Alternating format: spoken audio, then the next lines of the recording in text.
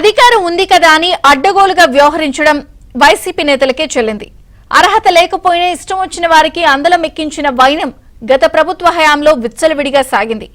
AP fibre net ప్రధాన కార్యాలయంలోనే కాకుండా క్షేత్రస్థాయిలో కూడా వైసీపీ నేతలు కార్యకర్తలు పేటీఎం బ్యాచ్ తో నింపేశారు.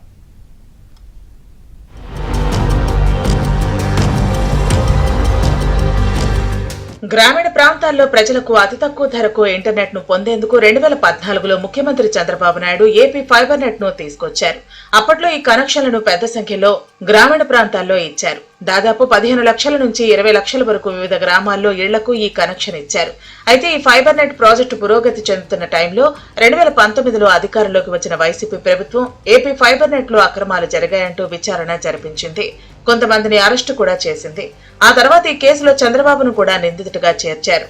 క్రమంగా Jagan and batch AP fibre net ను పునరావాస కేంద్రంగా మార్చారు. వైసీపీ నేతల ఇళ్లలో పనిచేసే వారిని ఉద్యోగులుగా నియమించడంతో పాటు పులివెందుల, కడప జిల్లాకు చెందిన వారిని అనేక మందికి లక్షలకు లక్షల జీతాలు చెల్లించి ఏపీ ఫైబర్ నెట్ లో ఉద్యోగులుగా తీసుకున్నారు.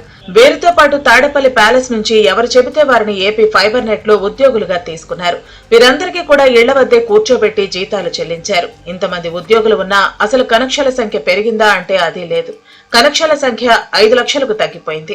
సుమారు 2200 కోట్ల రూపాయల అప్పుల్లో ఫైబర్ నెట్ కార్పొరేషన్ కూరుకుపోయింది.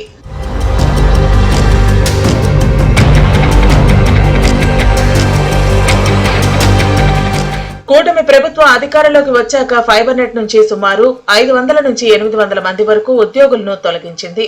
వీరు కాకుండా క్షేత్రస్థాయిలో పనిచేసేవారు సుమారు 400 నుంచి 500 మంది దాకా తిష్ట వేసుకు కూర్చున్నారు. వీరంతా వైసీపీ కార్యకర్తలేనని రాష్ట్ర ప్రభుత్వానికి ఫిర్యాదులు అందాయి. వీళ్లందరూ కూడా వైసీపీకి చెందిన మండల స్థాయి నేతలు కూడా ఉన్నారని, వారి పేర్లు, వారి పూర్వ చరిత్ర, వారికి వైసీపీలో ఉన్న సభ్యత్వ కార్డులతో సహా ఆధారాలను రాష్ట్ర అధికారులకు పంపారు. ప్రధాన కార్యాలయంలో ఉన్న ఉద్యోగులను తొలగించినప్పటికీ క్షేత్రస్థాయిలో ఉన్న వారిని ఎందుకు తొలగించలేదని పలువురు నిలదీస్తున్నారు.